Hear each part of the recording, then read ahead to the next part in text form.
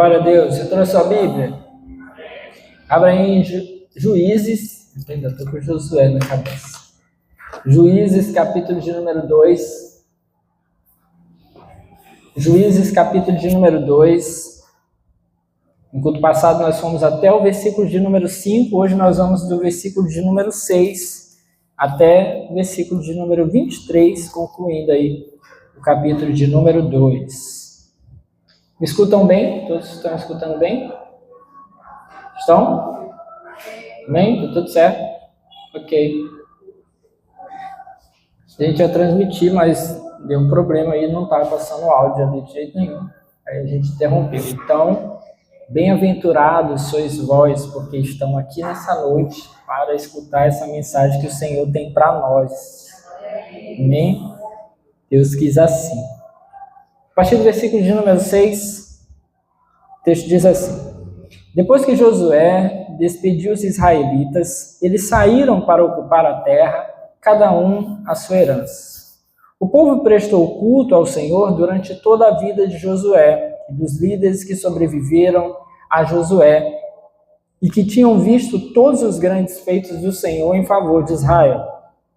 Josué, filho de Num, servo do Senhor, morreu com a idade de 110 anos. Foi sepultado na terra de sua herança, em Timnat-Heres, nos montes de Efraim, ao norte do monte Gaás.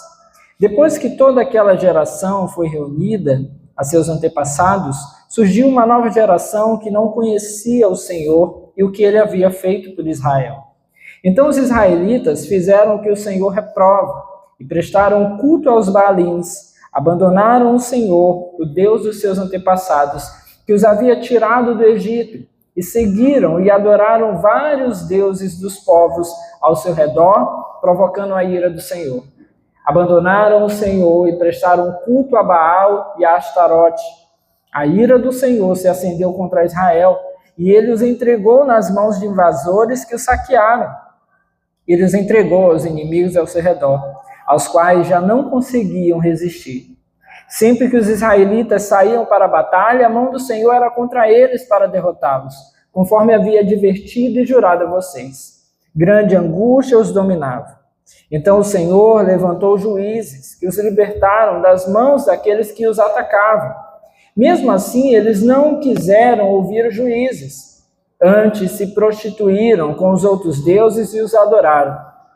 Ao contrário dos seus antepassados, logo se desviaram do caminho, pelo qual os seus antepassados tinham andado, o caminho da obediência aos mandamentos do Senhor.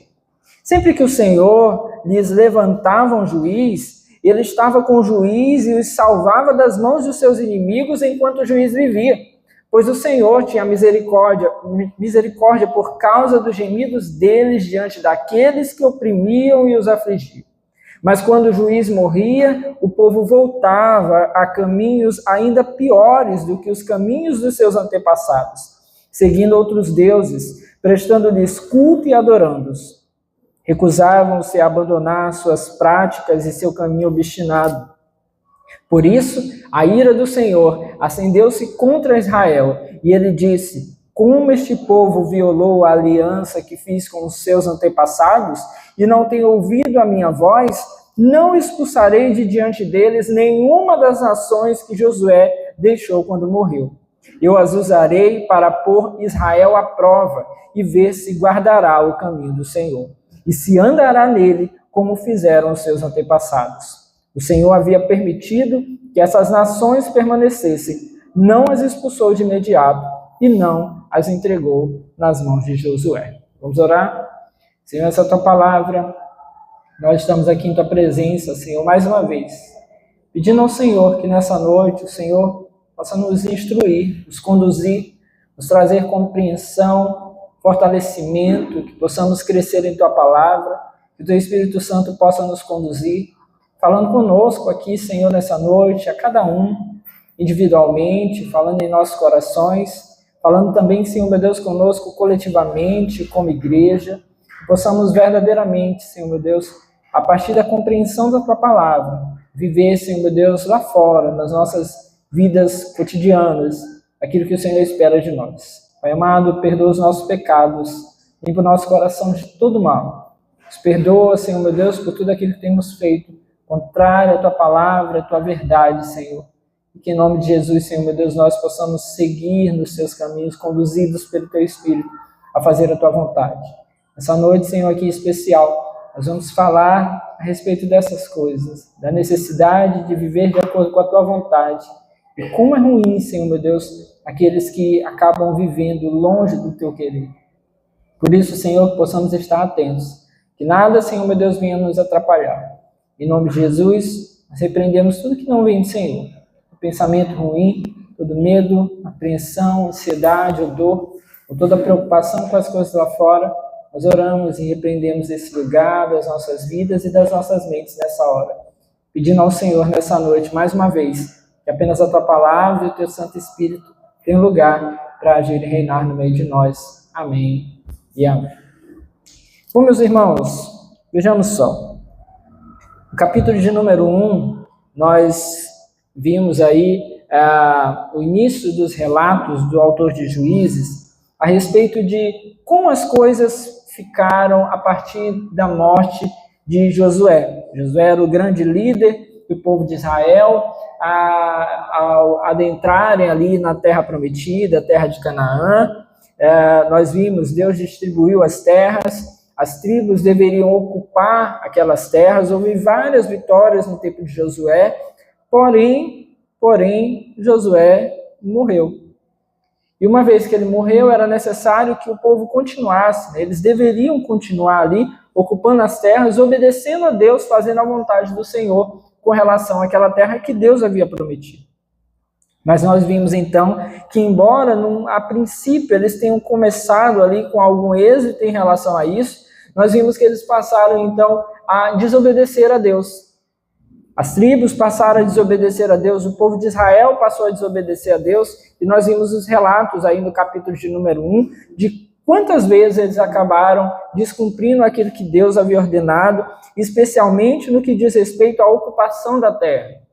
Aquele momento em que eles precisavam romper com aqueles povos que estavam ali, esses povos precisavam ser expulsos, eles precisavam ser colocados para longe dali, a terra precisava ser ocupada, Israel precisava se apossar daquela terra, mas nós vimos aí alguns povos chegavam no lugar, encontraram ali, algumas tribos chegavam nos locais, encontravam os povos ali, alguns foram embora, alguns passaram a habitar juntamente com aqueles que habitavam ali, às vezes colocando-os na escravidão, mas não era o que Deus havia ordenado. Outros ficavam até com receio de ocupar o lugar, outros parecia que estavam sendo dominados naquele lugar. Nós vimos aí tudo isso relatado no capítulo de número 1, o quanto Israel falhou em relação à ordem de Deus.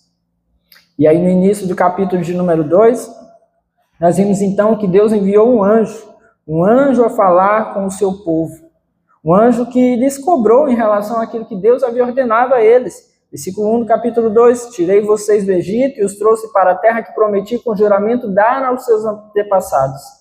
Eu disse, jamais quebrarei a minha aliança com vocês, e vocês não farão acordo com o povo desta terra, mas demolirão os seus altares.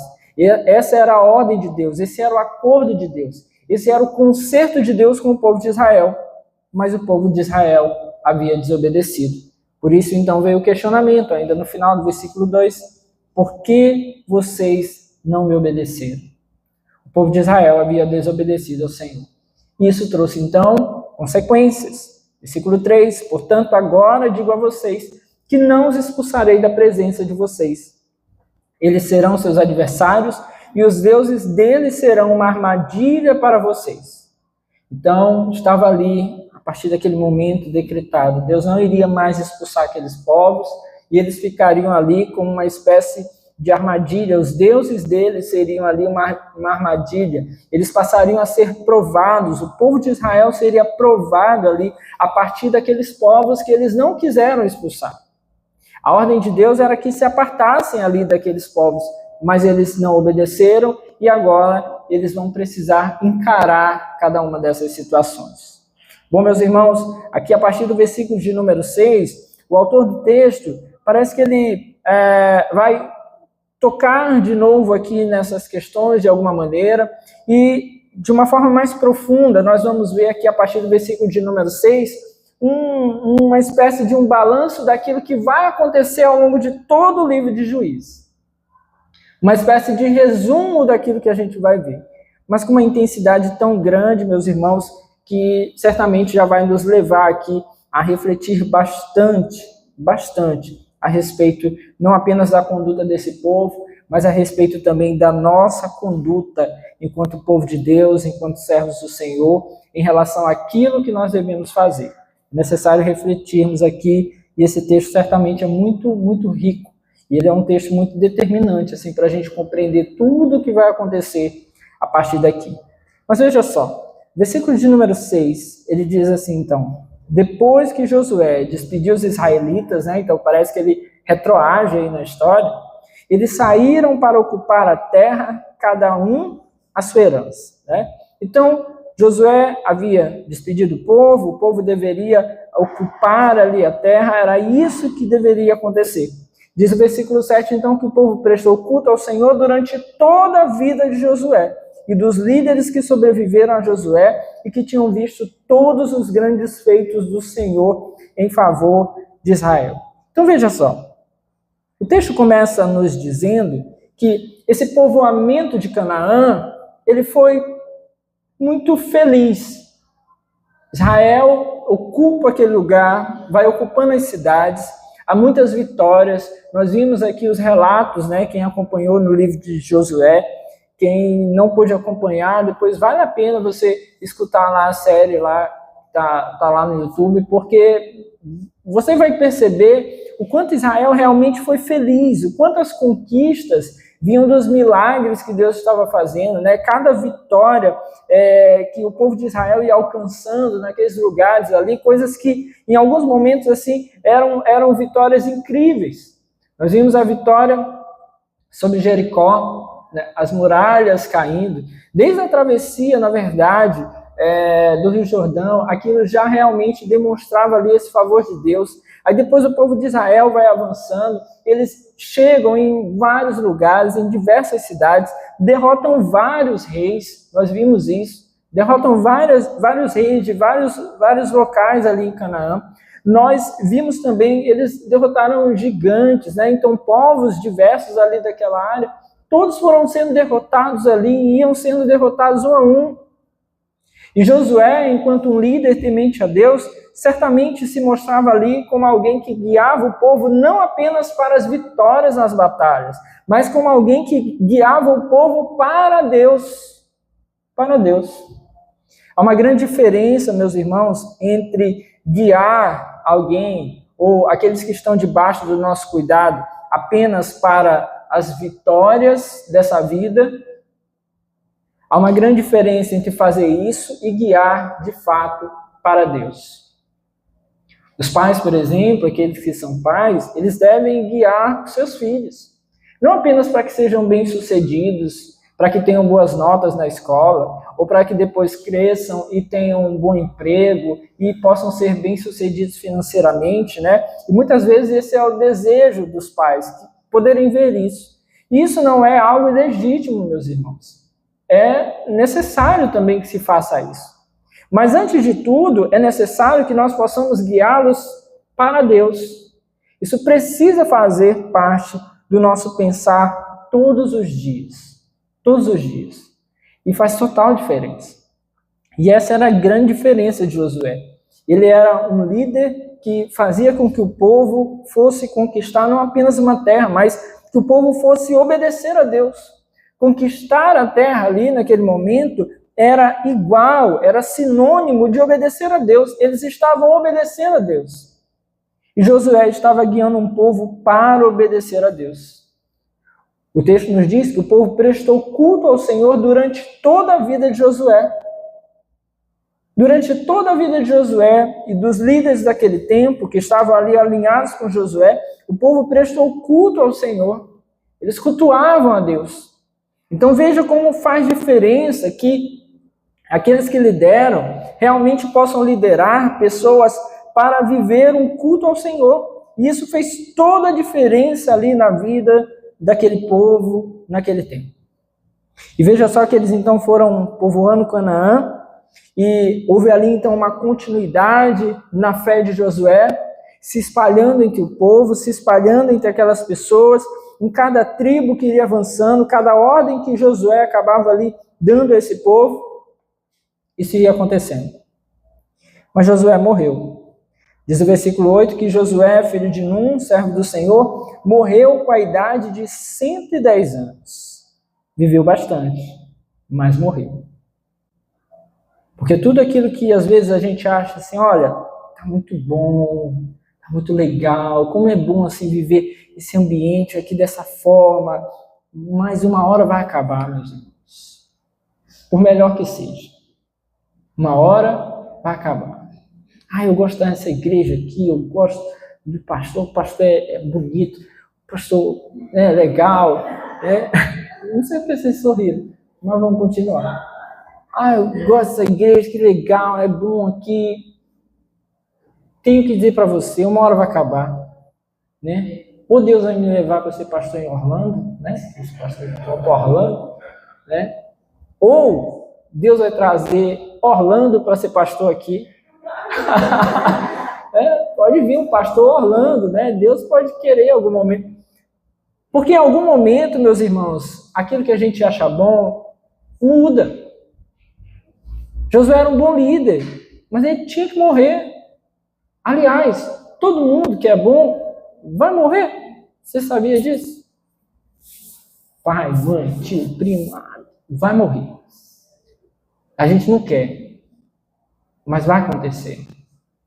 Por isso é tão importante que tomemos proveito do tempo em que nós vivemos com pessoas boas, pessoas que agregam, que nos ensinam, porque essas coisas vão passar, o tempo com essas pessoas vão passar.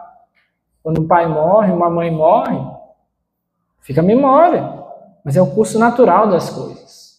Mas não adianta depois dizer assim, vou me jogar aqui no buraco porque eu não vou aguentar. Você vai ter que aguentar. Sai, para de dar vexame, sai desse buraco, porque o que você tinha que fazer era enquanto eles estavam vivos aqui. Então, meus irmãos, o tempo passa, Josué viveu bastante, mas uma hora ele ia morrer. Morreu. Foi sepultado na terra da sua herança, né, Timnat-Heres, né? Lá no livro de Josué, essa mesma cidade ela é referenciada como Timnat-Sera. Há uma pequena diferença que essa palavra Heres, ela quer dizer algo como sol. Alguns autores dizem que talvez isso aqui eles tenham mudado o nome da cidade para fazer uma referência àquele dia em que o sol parou, né, do tempo de Josué, mas isso ainda é uma coisa assim que não tem muita segurança em relação a essa afirmação, porque naquele tempo seria muito estranho que no meio do povo de Israel se referenciasse a alguém, se desse alguma memória a alguém se referindo a um astro, né? Porque era uma coisa muito mais ligada a deuses pagãos, né? O deus Sol, algo assim. Então, não sabemos muito bem, mas é a mesma cidade, embora que a expressão seja um pouco diferente. Então, Josué foi honrado na sua morte, né? Houve um cuidado sobre ele, foi enterrado ali na cidade que acabou pertencendo a ele na hora da divisão de Canaã. Mas veja só, meus irmãos, que veio uma outra geração. O versículo de número 10 nos diz que depois que toda aquela geração foi reunida a seus antepassados, surgiu uma nova geração que não conhecia o Senhor e o que ele havia feito por Israel. No capítulo de número 1, nós vemos justamente esse período de transição. Josué morre, e aí nós vemos aí como o povo começa ali a se desenvolver. Então ainda há algumas vitórias, as coisas ainda vão acontecendo ali durante um tempo. Eles ainda consultaram a Deus. Versículo 1, quem de nós, né, será o primeiro a atacar os cananeus? Eles ainda consultaram a Deus, Deus ainda os orientou. Mas houve esse período de transição. E aqueles ali que eram do tempo de Josué e da geração de Josué foram morrendo também. Então, quando passou essa geração, surgiu uma nova geração. Quando a geração de Josué foi reunida aos seus antepassados, ou seja, morreram, surgiu uma nova geração, que o texto diz que não conhecia o Senhor e o que ele havia feito por Israel. Meus irmãos, acho que nós falamos isso no primeiro culto. Aqui é bem lógico que isso não é uma ideia de que eles realmente não sabiam nada, né? Como quem nunca tinha ouvido falar, nunca ouvi falar de Deus, né? Não era isso. Mas porque eles não conheciam o Senhor, porque eles não vivenciavam mais aquela fé com o mesmo fervor da geração de Josué. Porque eles não viviam mais nesse ambiente ali, onde o aspecto religioso, né, onde a consciência a respeito de Deus antes dominava, eles não conseguiam mais viver aquilo ali com a mesma intensidade. Eles não tinham amor, o mesmo amor. Eles não eram mais tão devotos a Deus como era a geração de Josué. Era uma geração, nesse quesito, um tanto mais enfraquecida. Em outras palavras, eles não buscaram o mesmo relacionamento com Deus que Josué e a sua geração buscou. O que nós vemos no livro de Josué é uma geração de intenso relacionamento com Deus. Tudo que eles fazem debaixo da orientação de Deus. Cada vitória que vem porque Deus os estava guiando. Então, é uma geração de intenso relacionamento com Deus. Mas agora nós vemos uma geração que o capítulo 1 nos mostrou que foi enfraquecendo esse relacionamento. Por quê? Porque eles começaram a deixar de ouvir o Senhor. Então o Senhor mandou chegar lá e ocupar a terra e eles não estavam ocupando. O Senhor mandou chegar lá e expulsar os povos e eles não estavam expulsando. E veja só, meus irmãos, agora o risco que há nas, entre aspas, aí, pequenas desobediências. A gente sempre começa assim. Se distancia de Deus, desobedecendo um pouquinho aqui, um pouquinho acolá, um pouquinho mais adiante. Às vezes, quando somos chamados a atenção, quando somos repreendidos por um irmão, por um familiar, alguém que ainda está ali realmente apegado com Deus, nós rejeitamos a repreensão, rejeitamos as exortações, e aí vamos desobedecendo a Deus e vamos nos desapegando. Esse capítulo aqui, meus irmãos, ele é um dos capítulos mais tristes do texto sagrado. Porque justamente ele vai demonstrando esse distanciamento que começa a acontecer não apenas com uma pessoa, não com uma família, mas com todo um povo. Um povo que começa a se distanciar do Senhor a tal ponto que surge uma nova geração que não conhecia o Senhor. Uma geração inteira de pessoas privilegiadas.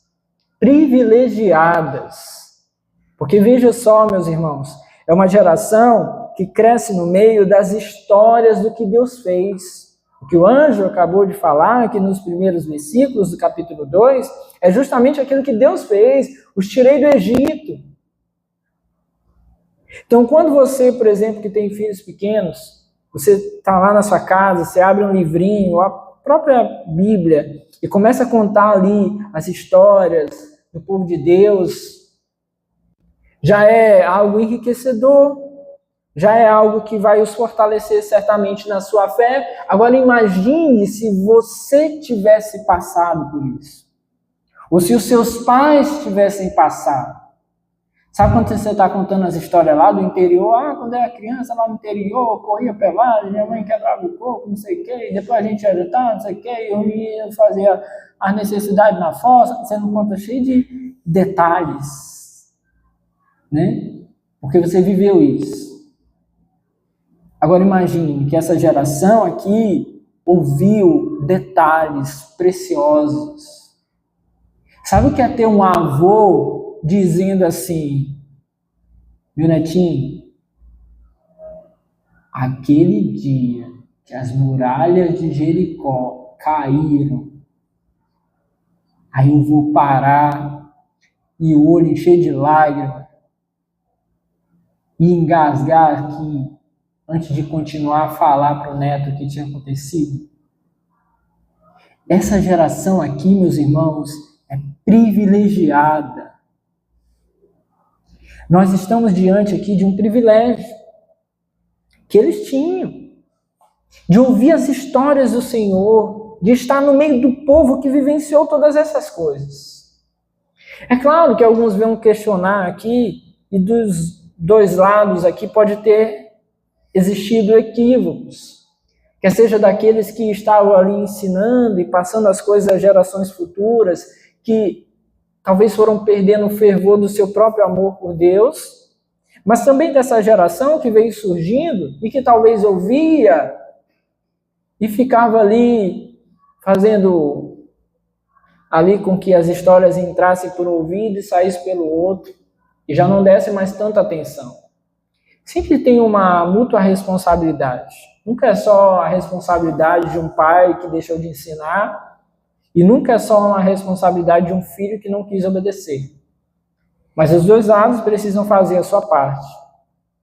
Certo é, meus irmãos, que essa geração não conhecia o Senhor e não conhecia o que ele havia feito por Israel. Eles não valorizavam mais isso. Eles não valorizaram mais. Por conta disso, o texto diz no versículo 11 que então os israelitas fizeram o que o Senhor reprova e prestaram culto aos Baalins, abandonaram o Senhor, o Deus dos seus antepassados, que os havia tirado do Egito, e seguiram e adoraram vários deuses dos povos do seu redor, provocando a ira do Senhor. Veja só, o povo de Israel, porque deixou de reconhecer os feitos de Deus, perdeu o sentimento pelas coisas do Senhor, teve o seu coração ali endurecido, cauterizado.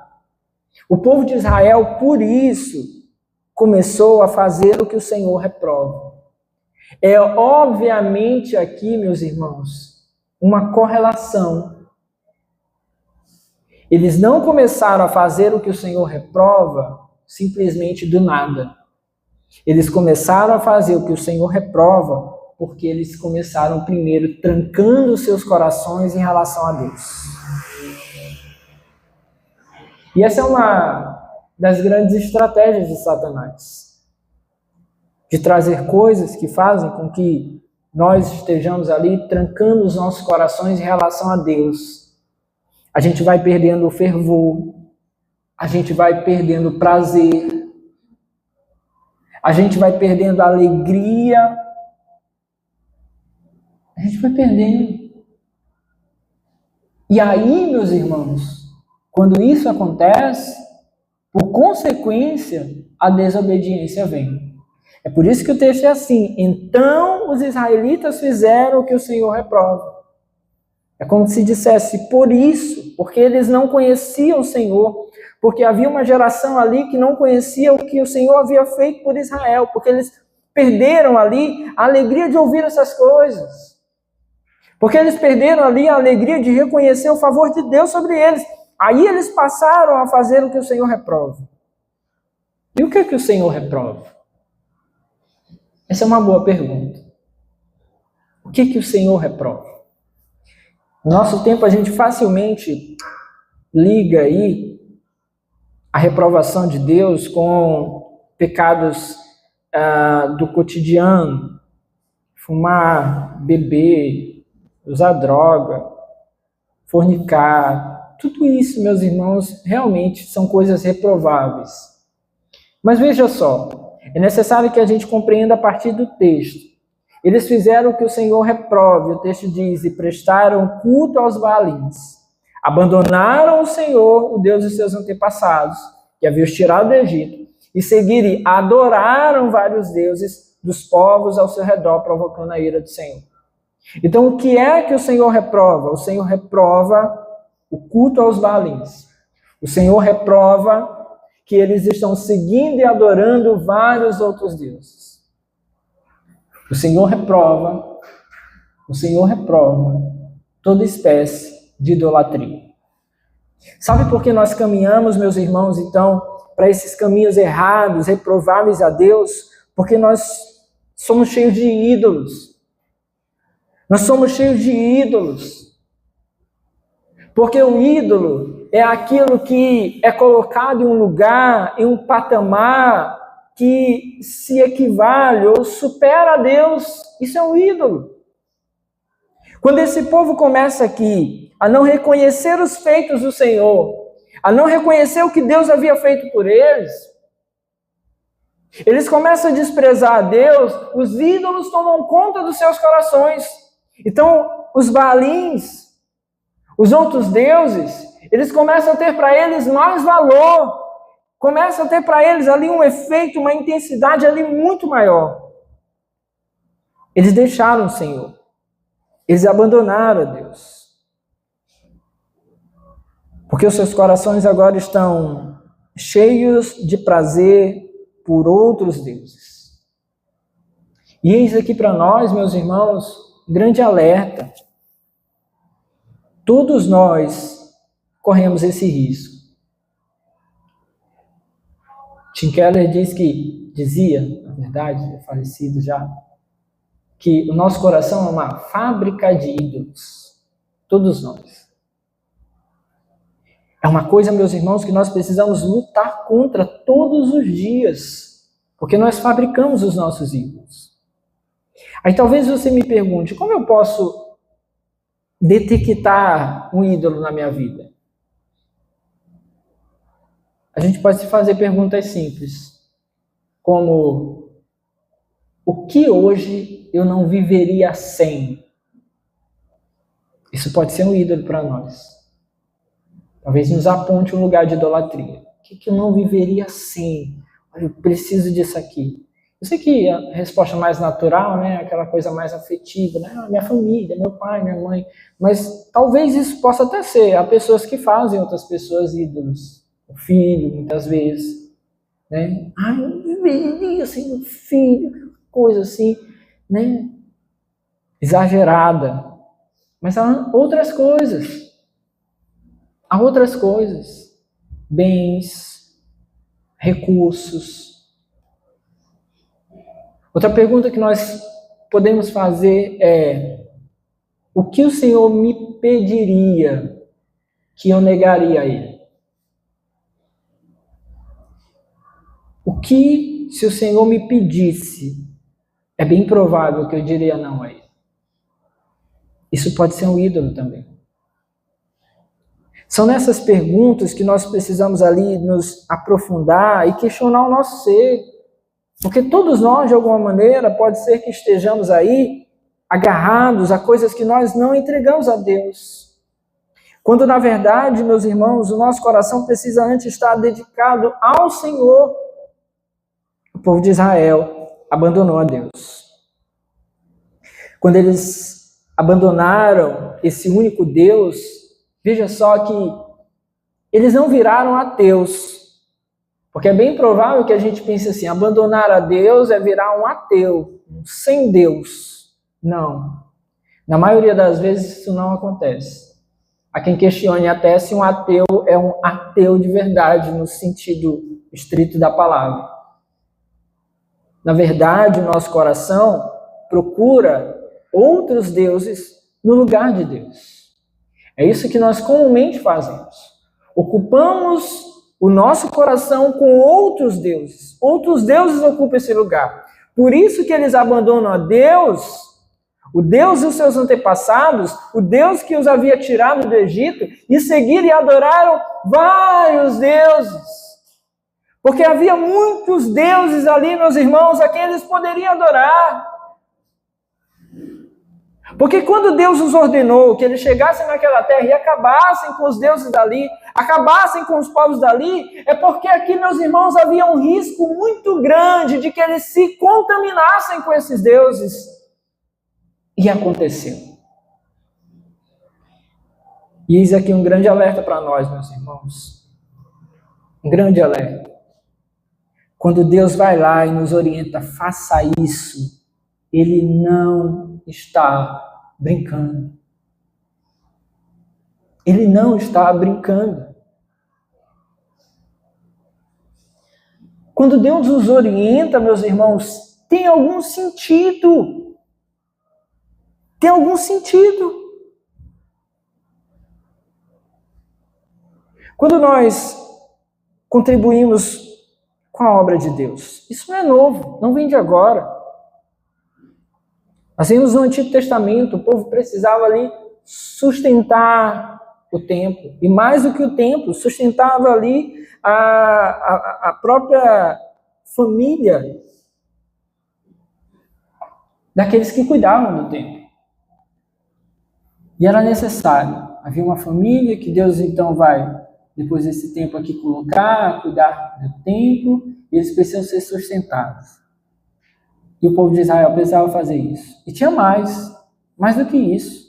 Havia um ano, de tempos em tempos, que eles precisavam perdoar dívidas daqueles que os deviam. Há vários meios que Deus faz aqui, que estão presentes no Antigo Testamento, além do dízimo, que é hoje o nosso mais conhecido, que Deus fazia, sabe para quê? Para tratar o coração do povo. Sabe por quê? Porque eles, como nós, temos uma tendência muito grande a fazer do dinheiro, dos recursos, dos nossos ganhos, um ídolo. Quando Deus diz, vai lá e tira uma parte do que você tem e entrega, Deus está tratando o nosso coração que, se nós não cuidarmos, faz disso um ídolo. Deus arranca de nós aquilo que está sendo colocado no lugar dele. Quando Deus ordena, é porque tem um sentido. Quando Deus ordena, Deus está tratando o nosso ser para que haja uma mudança em relação ao que nós estamos fadados a viver. Porque a nossa tendência é tomar para nós vários deuses. Então nós precisamos cuidar disso. Mas sabe o que muita gente faz? Brinca. Não, eu não vou fazer disso um ídolo. Isso não vai tomar o meu coração. A gente vai brincando ali. Foi o que o povo de Israel fez. Eles foram brincando. Deus havia mandado expulsar. Mas você fala, não vamos expulsar. Vamos conviver. Alguns que queriam se fazer ali de mais durões, disseram assim, não, nós não vamos expulsar, mas nós vamos colocá-los para trabalhar para nós. A maioria começou assim, nós vimos no capítulo 1, a maioria começou ali, colocando aqueles povos para trabalhar para eles. Mas ora, veja só. Agora a gente chega no capítulo de número 2, e o texto nos diz que eles estão servindo os deuses daqueles povos, que por sinal eram os povos que eles colocaram para trabalhar para eles.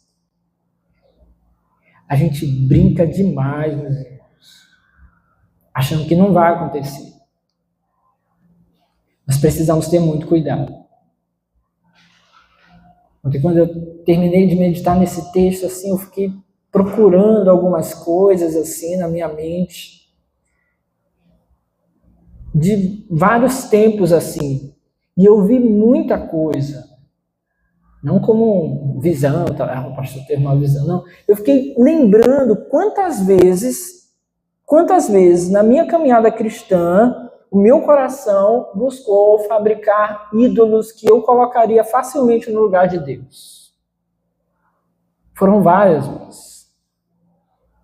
Me lembrei de uma que eu vou compartilhar, porque eu já compartilhei isso uma vez no meio da igreja. Eu já era pastor, no início do ministério, estava com 1 ano ou 2, talvez, e aí me chamaram,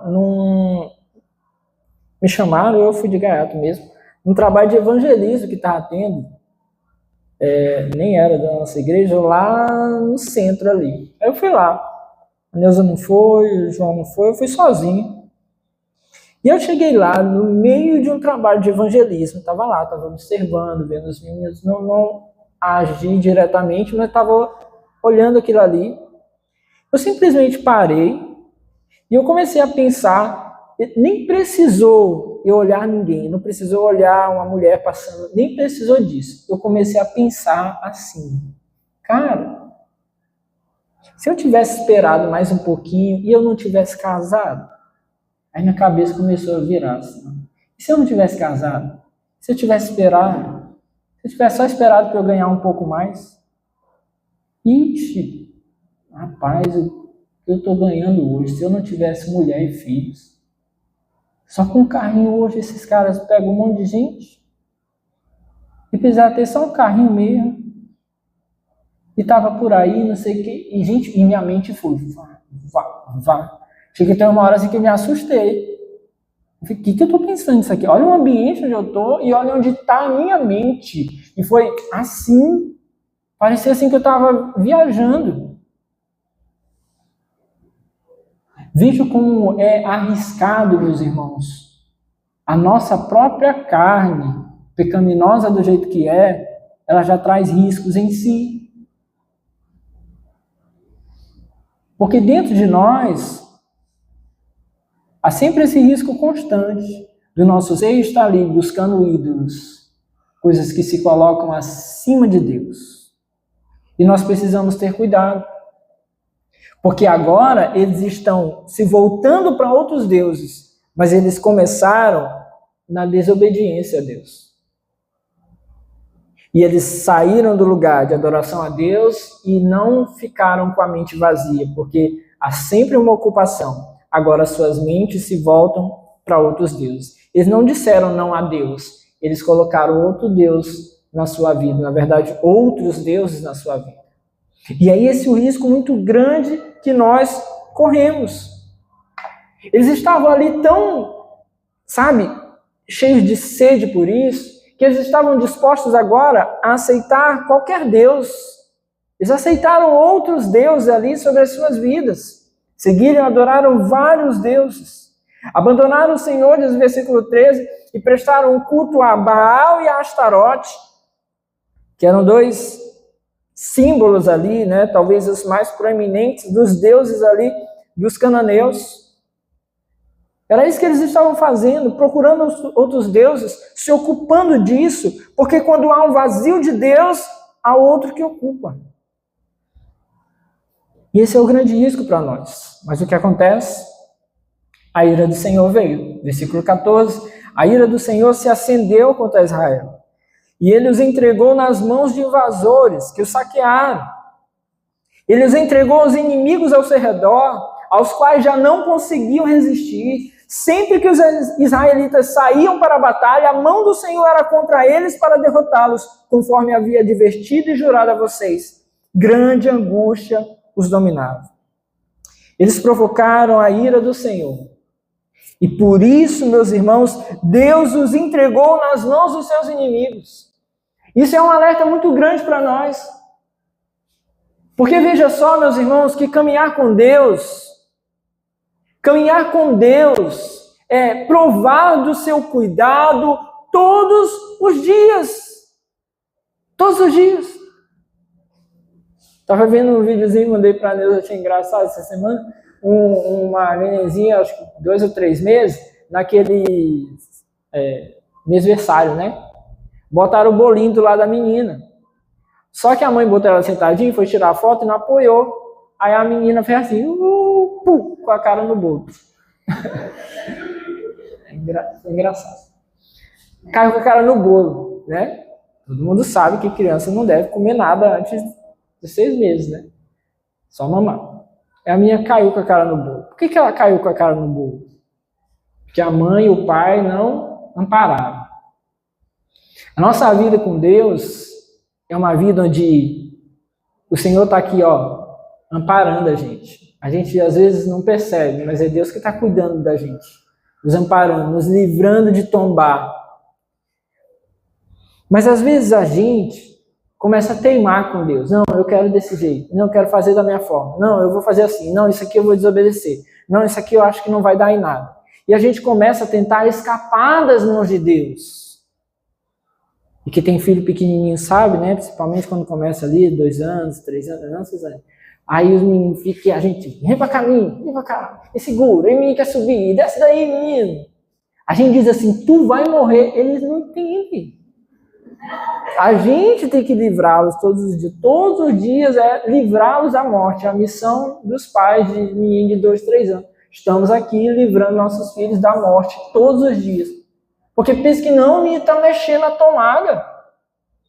Eu peguei a Alice lá com a faca, assim, na tomada, tipo assim, cara mais inocente do mundo. E eu saí, dei uma porrada nela, com medo de morrer também, né? Dei uma porrada, ela chorou, Como se eu tivesse agredido ela. Eu estou te salvando. E Deus está aqui, ó, amparando a gente todo dia, livrando. Mas, meus irmãos, chega uma hora que, de tão teimosos, o Senhor diz assim, ó, então vai lá e prove agora da tua vontade. A ira de Deus se acendeu.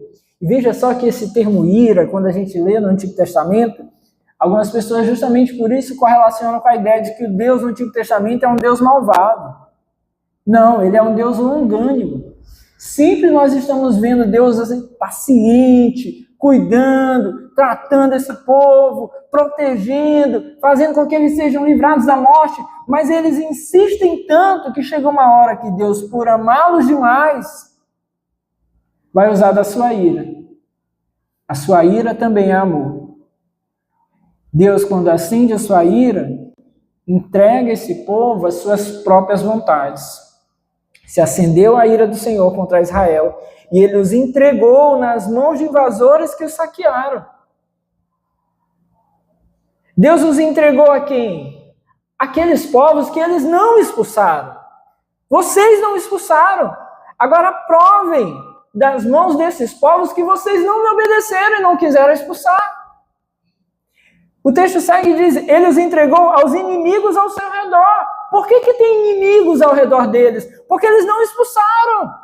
Porque Deus havia dito que quando chegassem ali era para que eles expulsassem os povos. Mas não, eles coabitaram com os inimigos. Agora Deus os entregou aos inimigos ao seu redor, aos quais já não conseguiu resistir.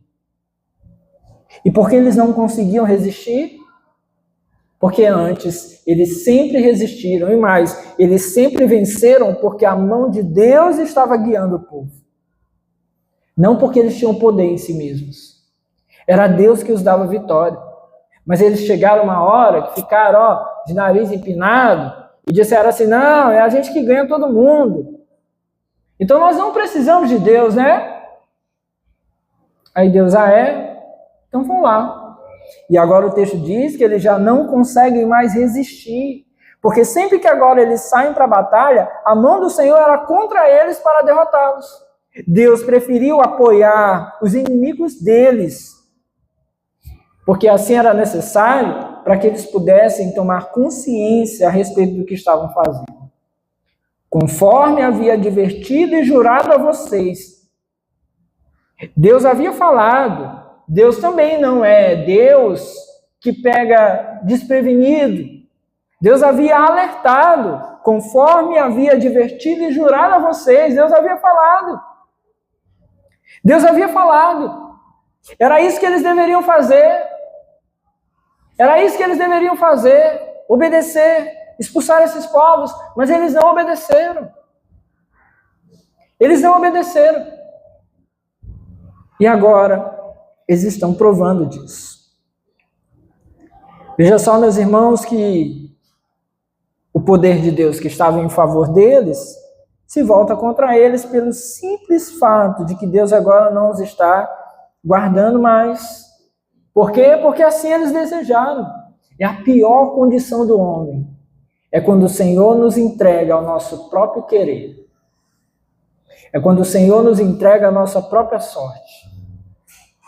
É quando Ele não cuida mais de nós para que nós não venhamos a cair, a nos desequilibrar. Mas veja só, ainda assim, Deus é tão amoroso, tão cuidadoso conosco, que diz agora o versículo de número 16, que então o Senhor levantou juízes, que os libertaram das mãos daqueles que os atacavam. Deus, na sua infinita misericórdia, teve pena deles, teve pena das aflições que eles vinham vivendo. E embora essas aflições que eles estivessem vivendo fossem consequência dos seus pecados, da insensatez deles, Deus agora traz libertação sobre eles, levantando e capacitando pessoas, a quem o texto chama de juízes. No decorrer do tempo, Deus começa ali a levantar essas pessoas. Deus vai libertar esse povo algumas vezes. E por que ele faz isso? Exclusivamente por causa da sua piedade e da sua compaixão. Olha o que o texto diz: então o Senhor levantou juízes que os libertaram das mãos daqueles que os atacavam. Mas o texto segue e diz: mesmo assim eles não quiseram ouvir os juízes, antes se prostituíram com os outros deuses e os adoraram. Ao contrário dos seus antepassados, logo se desviaram do caminho pelo qual os seus antepassados tinham andado, o caminho da obediência aos mandamentos do Senhor. Veja só, não há nada aqui que diga, eles se arrependeram e por isso Deus os livrou. Eles olharam para si e viram que estavam errados, por isso Deus os guardou, por isso Deus levantou juízes. Não, nada. Foi simplesmente por causa da piedade, da compaixão e do amor de Deus que eles foram livrados. Porque assim, meus irmãos, Deus ainda faz. Ele age conosco de misericórdia, de graça. Os nossos corações estão lá, tentando se rebelar, tentando fugir dele, e ele ainda assim vem com o seu amor, porque ele é Deus amoroso. Na verdade, o que esse povo merecia era perecer diante da maldição que recaiu sobre eles, porque assim eles quiseram, isso era o que eles mereciam. Deus derramou da sua ira para que eles pudessem então perceber o seu amor. Ainda assim eles continuavam. Abandonaram a Deus, rejeitaram o Senhor, e por conta disso Deus poderia tê-los abandonado. Mas Deus não fez isso. Deus levantou aqui instrumentos da sua libertação.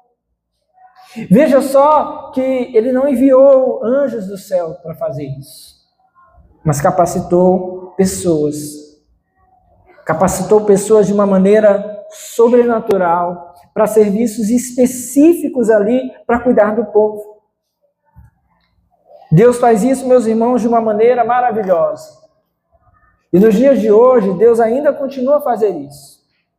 Já tendo feito de uma forma suprema, através do seu Filho Jesus Cristo, ainda assim Deus continua a fazer, porque parece que para muitos de nós não é suficiente. Ainda é necessário que outros nos levem até Jesus. E Deus continua fazendo isso. Ele levanta pessoas. Quando eu e você erramos, quando eu e você pecamos, Deus vai lá e levanta alguém que vem e nos traz uma palavra, que nos exorta, que nos chama a atenção. E faz isso porque nós precisamos, mas faz isso também por causa do seu profundo amor. Por causa do seu profundo amor, Deus faz isso com a gente. Que coisa tão maravilhosa. Talvez a coisa que nós mais deveríamos agradecer ao Senhor é quando Ele levanta pessoas para nos trazer uma repreensão acerca do nosso pecado. É a coisa que para nós é mais difícil de engolir, mas é a coisa que nós mais deveríamos agradecer. Senhor, obrigado, porque o Senhor está me livrando do caminho do pecado, através de alguém. Então esse deveria ser para nós um motivo de extrema gratidão. Mas os israelitas, meus irmãos, eles foram tão degenerados, os seus corações ali estavam tão bagunçados, que mesmo com esses juízes sendo levantados, eles estavam ali com os corações rebeldes. Eles não aceitaram. Mesmo assim, eles não quiseram ouvir os juízes. Antes, veja só o termo que o autor usa, se prostituíram com outros deuses e os adoraram. Veja só o termo usado aqui, mais uma vez, de cunho sexual. Eles se prostituíram. Eles se prostituíram. A figura aqui é muito clara. Deus utiliza essa figura outras vezes no Antigo Testamento. Ele é o noivo, seu povo é essa noiva. Mas nós ocupamos muitas vezes esse lugar, não apenas de uma rebeldia, mas de uma prostituição. Tão severa é a nossa desobediência a Deus. Tão severa é a nossa falta de observância à sua palavra, que nós fazemos outros ídolos para nós. Deus chama isso na sua palavra de prostituição. Eles se prostituíram com outros deuses e os adoraram. E os adoraram. Veja só. Uma prostituta, ela é um objeto nas mãos de alguém. Paga para serviços sexuais por alguém, então ela é um objeto. E uma vez que ela é um objeto, no mínimo, ela estaria ali atrás de um ganho financeiro, seria o mínimo. Mas veja só o grau da perversidade desse povo, quando o texto diz que eles se prostituíram com outros deuses e os adoraram. Essa prostituta adorou aquele que foi ali usar dela como um objeto. Veja como é, meus irmãos, aqui uma figura assim de nos deixar com tamanha perplexidade. Ela adorou aquele que a explorou. E eles adoraram aqueles deuses que estavam ali os explorando, enquanto Deus amoroso, o noivo gracioso, amou, cuidou, libertou, restaurou, supriu, deu comida a eles no deserto, não lhes deixou faltar, não lhes faltou nada, lhes deu uma terra, uma casa, um lugar onde eles pudessem habitar, e eles tão somente precisavam obedecer, mas o que eles fizeram? O traíram, se prostituíram e adoraram os outros deuses. Veja como isso nos faz perceber quão severo é o pecado de Israel. E quão severo é o nosso pecado, meus irmãos, quando uma vez tendo conhecido a Deus, nós seguimos a fazer a mesma coisa. A única coisa que a gente pode parar para pensar é: quão louco é aquele que, tendo Deus a quem possa recorrer, foge de Deus. É uma loucura. É uma loucura, meus irmãos. Você tendo acesso ao Evangelho, rejeitar o Senhor para se prostituir e adorar outros deuses. Eles fizeram o contrário dos seus antepassados. Eles se desviaram do caminho.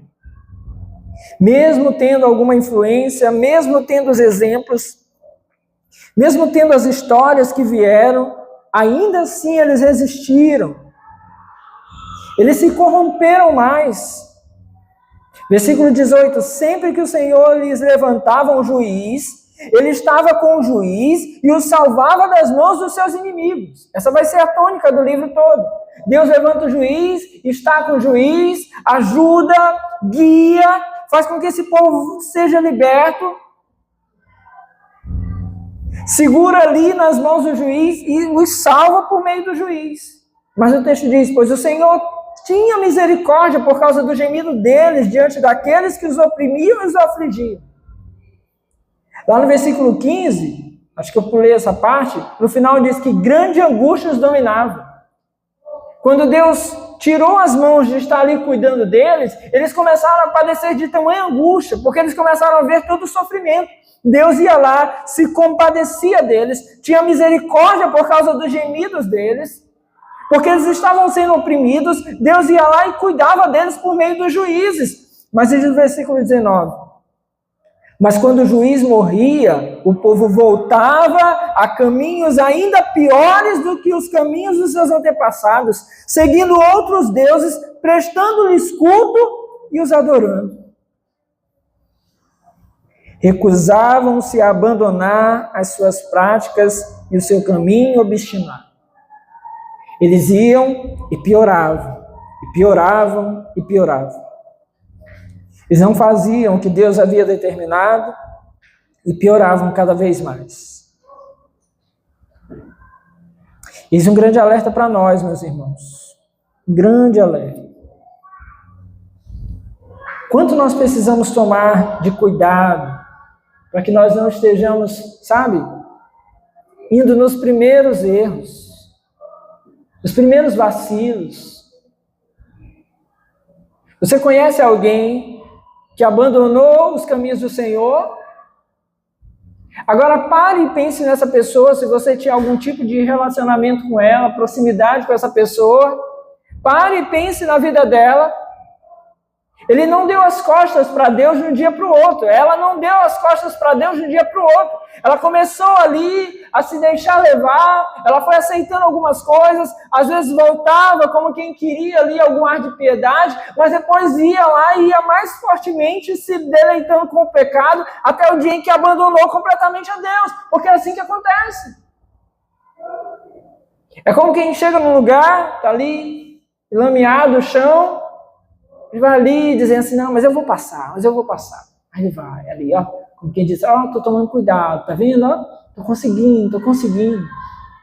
Mas depois que o primeiro pé vai, aí a pessoa tenta trazer de volta, aí ela pisa com o outro pé, aí abre as duas pernas, aí ela cai no chão, aí ela tenta pegar, aí as mãos abrem, ela dá com a cara no chão. Não é assim não? Assim é o pecado. Não brinque com ele. Não fique aceitando. Não coloque ele para dormir na sua cama. A gente tem que despertar, meus irmãos. A gente tem que despertar. Ninguém trai a sua esposa de um dia para o outro dizendo assim, olha, eu vou ali e vou trair minha esposa. Ele começou um dia chateado, aí deu um sorrisinho para alguém, aí foi umas conversinhas no WhatsApp depois de 11 horas da noite, aí foi umas conversinhas no trabalho, aí foi, a minha mulher não é nem tão assim, aí foi, e depois já era. Ninguém diz assim, ó, vou trair, porque todo mundo começa, tá tudo bem, mas depois piora, e cabe a nós, meus irmãos, dominarmos, por meio do cuidado que Deus tem sobre nós, a nossa vida em obediência ao Senhor.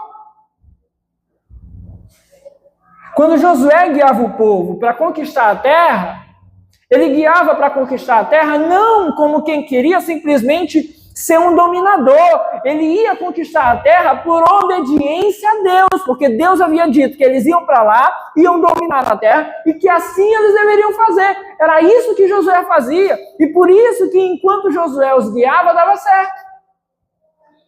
Mas eles começaram a achar que dominar a terra era um mero capricho de Deus. Deus está dizendo para nós dominarmos a terra, porque Ele nos deu isso aqui, então nós vamos ter esse espaço para nós, mas eu acho que não é bem assim esse negócio de colocar para longe. Eu acho que não é bem assim esse negócio de expulsar esse povo. Eu acho que não é bem assim que a gente tem que matá-los, não. Eu acho que não é bem assim. Aí a gente vai começando a dizer assim, eu acho que não é bem assim. Eu acho que não é desse jeito.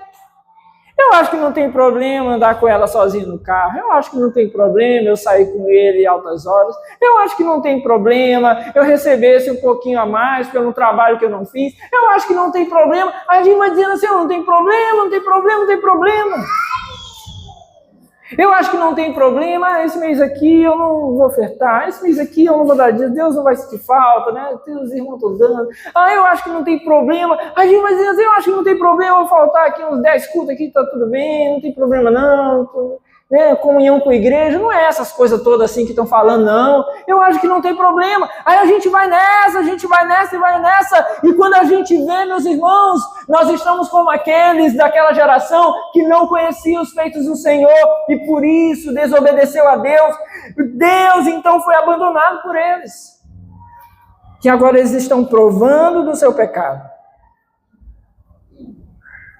E embora agora Deus levante juízes para cuidar deles, o grau do distanciamento de Deus já está tão avançado que mesmo eles gemendo por conta dos seus pecados, eles não conseguem mais voltar e obedecer a Deus. Quando o juiz morria, o povo voltava aos caminhos ainda piores que os caminhos dos seus antepassados.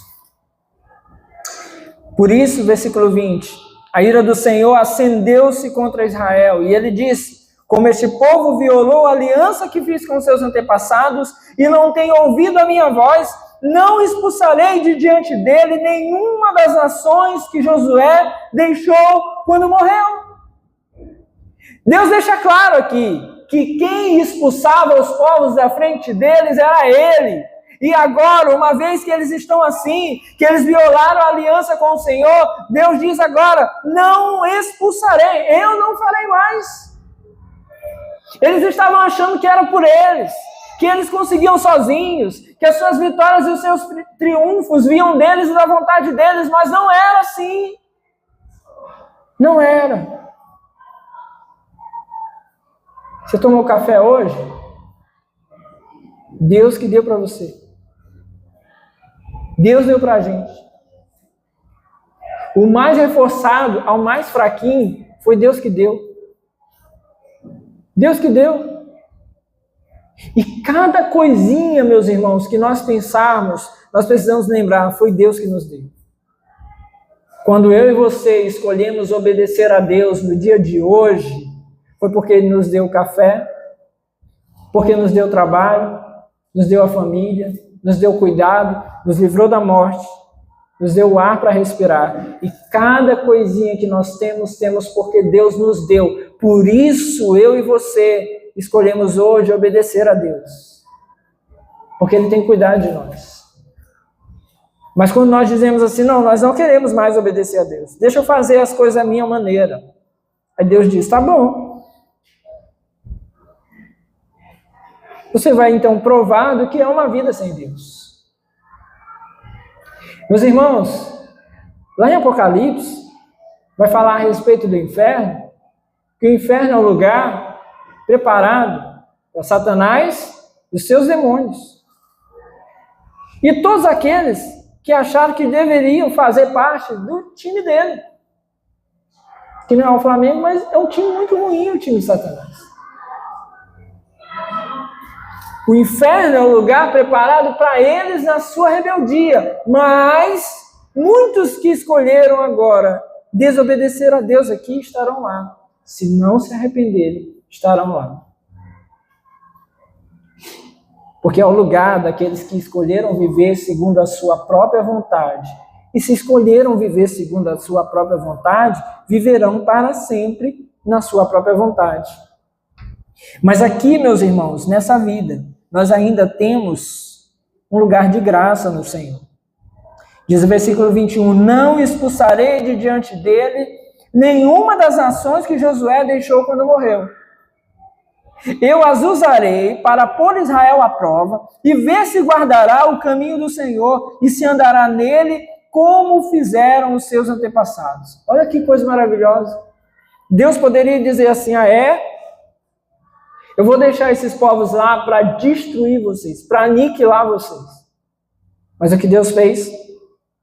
Eu vou deixar esses povos lá, eu não os expulsarei, para que eles coloquem vocês à prova. Para que vocês sejam provados. Às vezes, meus irmãos, preste bem atenção nisso.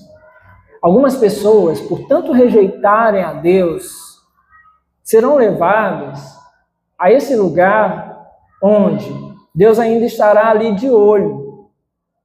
Mas essa pessoa, de alguma maneira, será levada até ali para que possa olhar para si mesmo, para a sua própria condição, e talvez assim se arrependa e repense. E ainda assim Deus está agindo com misericórdia e com favor. Ainda assim Deus está sendo amoroso. Porque algumas pessoas têm um coração tão endurecido que precisarão disso para reconhecer a Deus. Mas, meus irmãos, que se você está aqui hoje, e essa palavra é uma dura repreensão para você ou para mim, melhor seja que a gente saia daqui e tome essa palavra para nós e a gente passe a obedecer a partir de hoje, antes que o Senhor precise nos deixar à mercê dos próprios inimigos nossos, mas a quem nós amamos. Porque a gente acha que é nosso, a gente acha que faz parte da nossa vida, a gente acha que dá para conviver com eles, mas são os nossos inimigos, e Deus está dizendo, são os nossos inimigos, mas a gente está dizendo, eu quero andar junto com eles, e uma hora Deus vai dizer, então agora viva com seus inimigos, porque você achou que deveria andar junto com eles. E conclui o capítulo 2 dizendo, o Senhor havia permitido que essas nações permanecessem, não as expulsou de imediato e não as entregou nas mãos de Josué. E aqui algo de revelado em tudo isso. Deus não entregou essas nações no tempo de Josué, porque já sabia que após Josué, essa geração iria se prostituir. Veja só, meus irmãos, como Deus tem os seus meios de graça. Era necessário que esses povos permanecessem. Foi por isso que no tempo de Josué não foram todos os povos logo vencidos. Deus, sabendo que esse povo precisaria de um conserto, de uma correção, de algo para que se colocasse ali à prova os seus próprios corações, foi permitido que eles ficassem ali. Deus sabe o que é melhor para nós. Deus sabe o que nós precisamos, inclusive para o nosso próprio conserto. Inclusive para o nosso próprio conserto, para que sejamos levados ao arrependimento. Deus sabe o que nós precisamos. Deus sabe.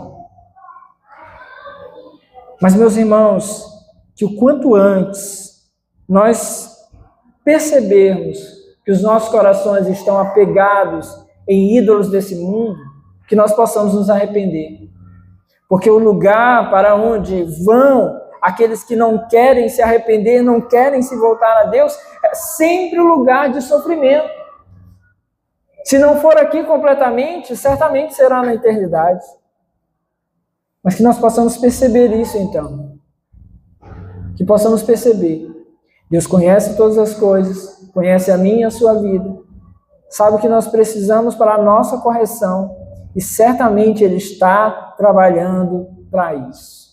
Que os nossos olhos se abram, que possamos perceber e que possamos nos arrepender para fazermos a vontade de Deus. Esse é o melhor lugar para mim e para você. É o lugar da obediência ao Senhor. Amém, meus irmãos? Fique de pé no seu lugar, vamos orar em nome de Jesus.